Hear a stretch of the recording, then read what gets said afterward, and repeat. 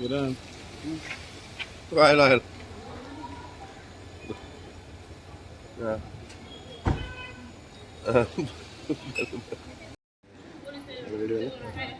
शुभम जी, आज आप यहाँ पर पुलिस स्टेशन में आए हैं अपना कंप्लेन लेके। सिलेंडर ब्लास्ट के बारे में आपका क्या कहना है? देखिए मुझे कहीं से भी वो ब्लास्ट नहीं लग रहा। मुझे कहीं से भी ब्लास्ट नहीं लग रहा। वो उसका जो हस्बैंड था मेरी सिस्टर का, उसने मतलब उसका प्री प्लान था ऑलरेडी। वो उसको आने नहीं देना चाहता था, मेरी बहन को और मेरी माँ को वापस। कई दिन से मतलब उनके पुराने मामलों को लेके झगड़ा चल रहा था।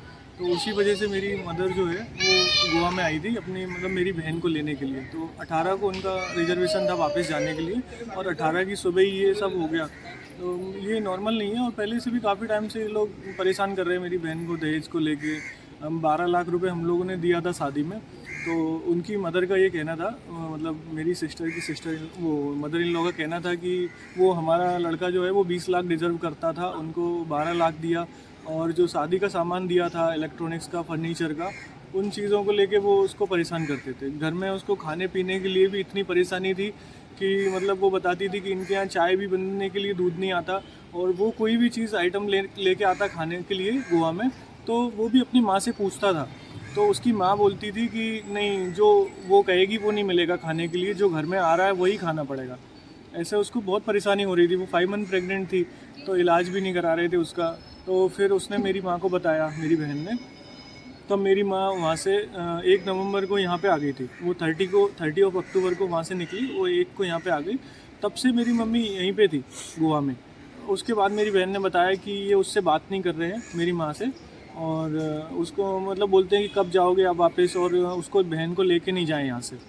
तो मेरी माँ ने बोला कि वो यहाँ पे परेशान है, उसको हम लेके ही जाएंगे। तो वो मतलब ये सब चीज़ों को लेके ड्रामा चल रहा था। इसके बीच में इनके रिलेटिव्स के भी मेरे पास कंटिन्यू फ़ोन आ रहे थे।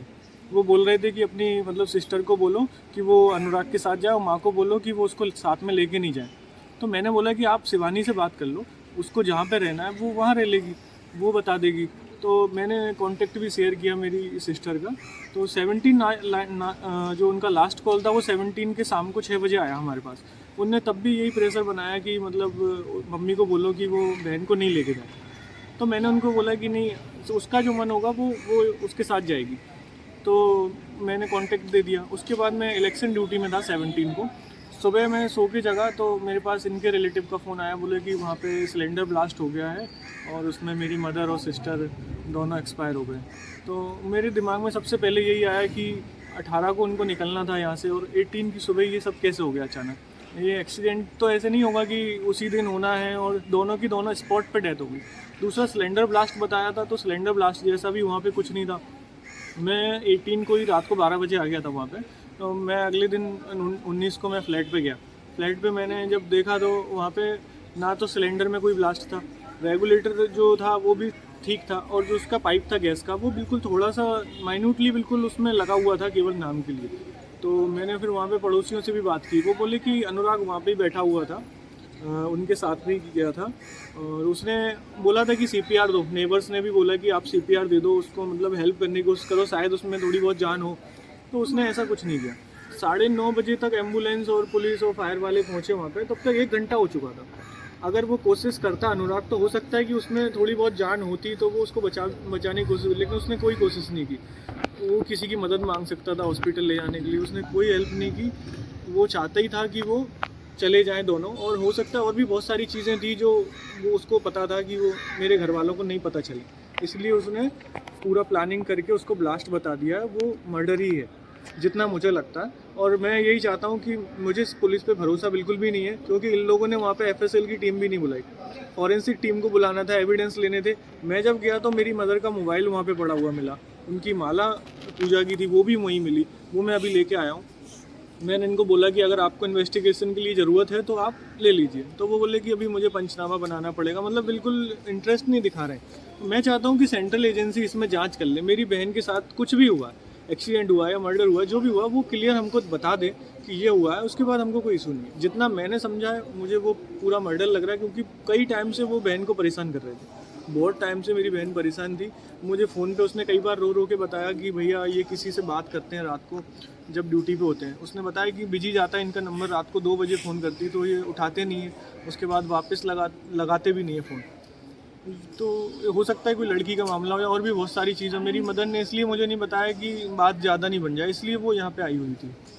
पर सर आपने जो अभी बताया कि नेबर्स जो थे उस दिन बता रहे थे कि अनुराग घर पे ही था, हाँ हाँ तो आपको एक कंफर्म विश्वास है कि उस इंसिडेंट के टाइम पे वहीं पे थे? हाँ, मैं आपको ये बता रहा हूँ, मेरी जो इनके नेवी के सीओ से बात हुई थी, उनने भी बोला कि मैंने 17 को उसको रिलीव कर दिया था, छुट्टी दे दी थी हमने उसको, 18 को उसको जाना था। तो 17 के नाइट में वो घर पे ही था। उसके बाद जो इंसिडेंट हुआ तो नीचे जो लैंडलॉर्ड है उनने ये बोला कि मैं ऊपर जा रहा था और ये भी उसके साथ ही ऊपर जा रहा था फ्लैट पर। मतलब ये नीचे ही था या तो आसपास ही था, क्योंकि घटना हुई तो ये उसके साथ में ही दौड़ रहा था उसके साथ में। ये मुझे नीचे वाले लैंडलॉर्ड ने बताया कि वो उसके साथ ही दौड़ रहा था। तो अभी आपका डिमांड जो है कि एक इन्वेस्टिगेशन सीबीआई से दे, आपको गोवा पुलिस से आपको सहायता मिल रही नहीं मिल मुझे रही? गोवा पुलिस से आज तक कोई फ़ोन नहीं आया। उनने अभी जब मैं कल यहाँ पे आ गया तब मेरे पास एक लेटर वहाँ मेरे घर पे पहुँचा है, वो मुझे बुलाने के लिए, स्टेटमेंट के लिए समन पहुँचाया था इनने। उसके अलावा इनने कोई मुझसे ये नहीं पूछा कि क्या हुआ है, कैसे हुआ है आपको, मतलब कुछ भी इनने जानकारी लेने की कोशिश नहीं की कि कैसे आपको लग रहा है कि ये मर्डर है। कुछ भी उनने आज तक मुझे किसी ने कोई बातचीत नहीं की कि आप क्या कहना चाहते हैं। सर आपके डैडी ने, पिताजी ने सीएम को लेटर लिखा था, उसका क्या हो गया सर? उसका वो हमने बाई पोस्ट भी कर दिया था और मतलब जो ऑनलाइन डिजिटली भी हमने उनको करवा दिया था, तो लेटर उनके पास पहुंच गया होगा सीएम के पास। और मेरे फादर और मैं, हम 2 लोग ही घर में रह गए, तो मैंने बता दिया था कि मैं ही आ पाऊँगा, हम 2 लोग हैं तो अब दोनों तो नहीं आ सकते। मेरी सिस्टर का और अनुराग का। मेरी मदर जो है वो बाई टिकट या जो भी था उनके साथ में आने वाली थी। उनने ऐसा बताया था मुझे कि 18 को वो निकलेंगी, लेकिन जी सुबह 8:30 बजे 9 बजे ऐसा हो गया। तो वो आपने आपके कंप्लेंट जो देने वाले हैं ना आज, उसमें किसको नेम किया है? Who have you named as the main accused in that matter? Accused तो जो मैंने नेम किया है वो अनुराग ही है। अनुराग और उसकी मदर जो है वो उसको डाउरी के लिए परेशान कर रही थी, बट जो मर्डर है वो उसके कहने पे, अनुराग की मदर के कहने पे अनुराग ने प्लान करके किया, क्योंकि वो अपनी माँ की सारी बातें मानता था। वो मेरी बहन ने बताया ना पहले भी कई बार कि वो फ़ोन करता था उसको, खाने की चीज़ों के लिए भी वो उसको पूछता था कि लाना है या नहीं लाना। तो ये भी सारी सजेशन जो हैं उसकी माँ ने ही उसको दिए, जितना मुझे लगता है। You thinking it is a foul play? हाँ,